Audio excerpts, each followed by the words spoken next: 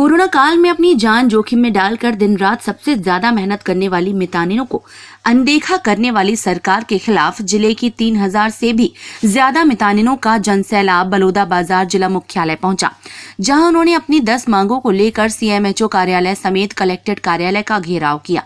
मितानिनों ने मीडिया को बताया कि सरकार ने कोरोना काल में काम करने वाले सभी मितानिनों को 1000 रुपए प्रोत्साहन राशि देने की बात कही थी, लेकिन अभी तक किसी भी प्रकार का प्रोत्साहन मितानिनों को नहीं दिया गया है।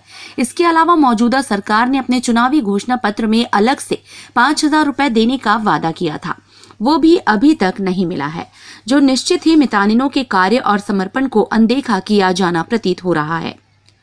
कोरोना महामारी में सबसे ज्यादा एक्टिव रहने वाली और घर घर जाकर लोगों को स्वास्थ्य सुविधाएं देने वाले मितानिनों के समर्पण को सरकार की अनदेखी निश्चित ही मितानिनों को हड़ताल और प्रदर्शन करने पर मजबूर कर रही है।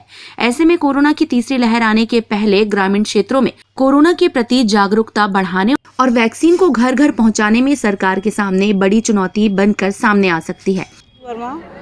जिला मितानिन संघ से अध्यक्ष हूँ, विकासखंड कसडोल को सपोर्ट करती हूँ।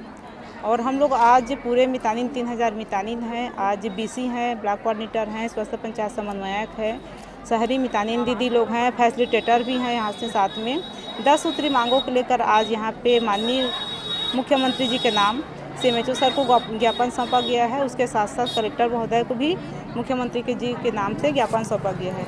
10 सूत्री मांग में ये है, जैसे पूरा बिजली मितानिन है, उन सबको मेडिकल अवकाश मिलना चाहिए। अगर कहीं पर भी दुर्घटना हो जा रहा है तो अन्य विभाग में उनको घर बैठे ही पेमेंट मिलता है। और हमारा विभाग ये है, मितानिन कार्यक्रम है, अगर हम जिस दिन फील्ड में नहीं जाते हैं उस दिन का हमको रोजी नहीं दिया जाता है। जैसे आप लोग रोजगार गारंटी जानते हैं, सभी जानते हैं, मास्टर रोल भरते हैं तो उनको पेमेंट मिलता है। जिस दिन वो गड्ढा खोदने नहीं जाएगा उसको रोजी नहीं मिलेगा। उसी प्रकार हमारे मितानिन कार्यक्रम में जब तक हम जिस दिन घर से नहीं निकलेंगे हमको पेमेंट नहीं दिया जाएगा। हम चाहे महीने में 10 दिन करें तो 10 ही दिन का भुगतान होगा, 20 दिन करेंगे 20 दिन का होगा, 25 दिन करेंगे तो 25 दिन का।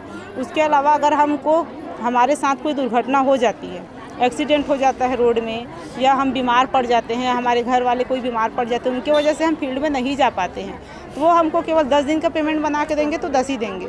तो हमारा कहना है कि हमको भी मेडिकल अवकाश दिया जाए और भविष्य निधि हमारा भी काटे जाए, ताकि हम जिस समय हम चलने में असमर्थ हो जाएँ तो उस पैसे को तो हम उपयोग कर सकें।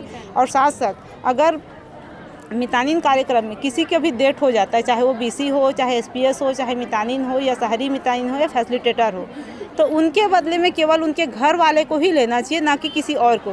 क्योंकि मितानिन कार्यक्रम को आज हमको सपोर्ट करते हुए 19 साल हो गया। 19 साल में ये नियम नहीं आया कि अगर आपके साथ कोई घटना हो जाती है या आप कार्यक्रम से निकल जाते हैं या फिर आपके साथ मृत्यु हो जाती है आपके परिवार वालों की या किसी की भी, तो उसके अवेज में भी मात्र अगर पति की मृत्यु हो रही दुर्घटना में तो 95,000 दिया जा रहा है। मितानिन की मृत्यु हो रही है तो 20,000 दिया जा रहा है। अगर सामान्य मृत्यु हो रही है पति की तो 50,000 रुपया दिया जा रहा है। भाई ऐसे आप देखोगे तो मुख्यमंत्री जो एक ठो बीमा किए हैं, प्रधानमंत्री बीमा, जीवन ज्योति बीमा में, उसमें 2 लाख रुपये, मिनिमम 2 लाख बीमा होना चाहिए ना। हमारा भी कम से कम मिनिमम 2 लाख तो हो। अगर हम ना रहें तो परिवार वाले को 2 लाख सपोर्ट तो राशि मिले। और कोरोना काल में मितानिन दीदी इतना काम करी है, उसमें भी 1000 रुपया राशि दूंगा बोले थे, वो राशि का अभी तक पता नहीं है। उसके साथ साथ प्रोत्साहन राशि के अलावा हर महीने मितानिन को 5000 रुपया दूंगा बोले थे, वो राशि भी नहीं दी। उसके साथ साथ एक ठोक आदेश और आया था बीच में, जितनी मितानिन हैं कोविड टीकाकरण में सपोर्ट कर रही हैं उनको प्रतिदिन प्रति सत्र 200 रुपया ये आदेश आया था, और आया भी आदेश दूंगा बोले थे। तो आज तक वो पैसा न पता नहीं है कहाँ पे है पैसा ब्लॉक में डीएम को फ़ोन करने से ब्लॉक में चला गया, ब्लॉक को पूछने से डैम के चला गया, ये समझ में नहीं आता कि वो पैसा कहाँ है। आप लोगों के पास आदेश की प्रति है उसकी? आदेश की प्रति है, प्रति आया है आदेश का, और उसमें लिखा भी है कि जितनी मितानिन कोरोना काल में काम कर रही है उस पैसा को प्रतिदिन प्रति सत्र 200 रुपया है, तो वो पैसा अभी तक नहीं दे रहे हैं। उसके साथ साथ वही पैसा में जो टीकाकरण सत्र लगा था वहाँ पे खाने का व्यवस्था किया गया था, तो खाने का व्यवस्था का पैसा चला गया उप स्वास्थ्य केंद्र में, जहाँ जहाँ कोविड के लिए टीकाकरण किया गया था, 5000 10,000 जितना भी खर्चा हुआ पैसा का, वो खाने का पैसा चला गया। लेकिन वहीं पे कोविड टीकाकरण में हमारी मितानिन काम करी तो वो पैसा क्यों नहीं जा रहा है? मितानिन हूँ, और हमारी जो 10 सूत्री मांग है उसमें कुछ इसमें लिखा गया है, मितानिनों का जैसे ख़त्म हो जाने पर उनके परिवार के ही लोगों को लिया जाए, मितानिन चुना जाए। और जैसे कि जिनकी मृत्यु हो गई मितानिन, तो उसको कम से कम 2 लाख रुपया उनको मिला जाए बीमा। और जैसे कि यहाँ पर लिखा गया है सभी का क्या कहते हैं भत्ता ये करना है, जमा करना है, तो हमारे भी मितानिनों के लिए एक निधि के रूप में पैसा जैसे 5 लाख रुपया उनके रिटायर होने पर या फिर उनके परिवार वाले को मिलना चाहिए। हम लोग पूरे मितानिन प्रोग्राम से पूरे ज़िला के 6 ब्लॉक से मितानिन प्रशिक्षक और ब्लॉक समन्वयक, स्वास्थ्य पंचायत समन्वयक सभी लोग एक दिवसीय हड़ताल और ज्ञापन सौंपने आए हैं। CMHO कार्यालय पहले गए थे और यहाँ कलेक्टर कार्यालय में आए हैं। कलेक्टर सर ज्ञापन लिए फिर चले गए। 10 सूत्री मांग है। पहला मांग ये है कि जो मितानिन को हम को प्रोत्साहन राशि दिया जा रहा है उसको 75 से 100% किया जाए राज्यांश जो मिलता है। और मितानिन जो कोरोना काल में है ना, हर विभाग अपने घर में जो है घुस के बैठ गया था। एक मितानिन ही है जो पूरे कोरोना काल में हर घर हर व्यक्ति तक के जाके जो है पूरा स्वास्थ्य सुविधा दी है, चाहे वो जांच करना हो, चाहे उसको गोली दवाई देना हो या सलाह देना हो। उसके बाद भी मितानिनों को अब देखा किया जा रहा और अभी भी सेवा दे ही रही हैं, घर घर घूम रही हैं। लेकिन जो सरकार 1000 इनको प्रोत्साहन राशि कोरोना काल में बोला था देने के लिए, वो नहीं दिया। हमारे ब्लॉक में तो नहीं दिया गया, कुछ ब्लॉक कुछ ज़िले में दिए थे 2-3 महीना का, उसको फिर राशि को वापस ले रहे हैं, मितानिन के प्रोत्साहन राशि से काट रहे हैं।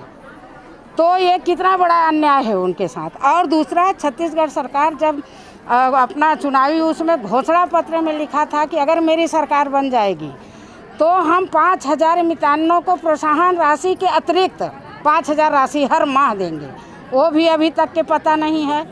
यही सब चीज़ को और मितानिन ऐसे कई कार्य करती है जिसका 1 पैसा नहीं मिलता। तो इनका मांग ये है कि जो भी हम कार्य कर रहे हैं जिसमें प्रोत्साहन राशि मिल रहा है वो मिले, और जो कार्य में नहीं मिलता है उसको भी जोड़ा जाए, प्रोत्साहन राशि दिया जाए, तब तो हम कार्य खुशी से करेंगे, उत्साह रहेगा। और नहीं मितानिन ऐसे निराशा हो कि कितने दिन तक के फ्री फोकट काम करेगी। और हर विभाग जो चाहेगा वही मितानिन को जोतने लगता है हर काम के लिए। चाहे पंचायत को देखो, पंचायत धौंस दिखाएगा, है ना। यहाँ देखो स्वास्थ्य विभाग को तो वो अलग से अपना दुनिया भर के इतने मोटे मोटे पोथन्ना दे देगा, 2 दिन में सर्वे करके दो।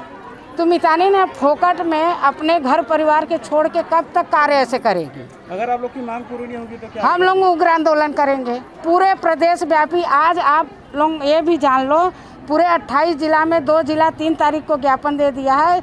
आज 26 जिला सब ज्ञापन दे रहे हैं पूरे प्रदेश भर में ऐसे मितानिन इकट्ठा होकर। अगर हफ्ता 15 दिन में इनके मांगों पर विचार नहीं किया गया तो मितानिन पूरे प्रदेश भर को उग्र आंदोलन कहाँ करेंगी? रायपुर में, चाहे वहाँ 10 दिन पड़े रहना पड़े, चाहे महीना बीत जाए। नाम बताइए। मैं श्रीमती सरोज सिंह सेंगर, प्रदेश अध्यक्ष। अब देखना ये होगा कि बलौदाबाजार जिले समेत पूरे प्रदेश में इस चुनौती से निपटने सरकार क्या कदम उठाएगी। टाइम 8 छत्तीसगढ़ के लिए ब्यूरो रिपोर्ट। मैं हूं सीमा वर्मा और आप देख रहे हैं टाइम 8 छत्तीसगढ़। टाइम 8 छत्तीसगढ़ आपका अपना चैनल है।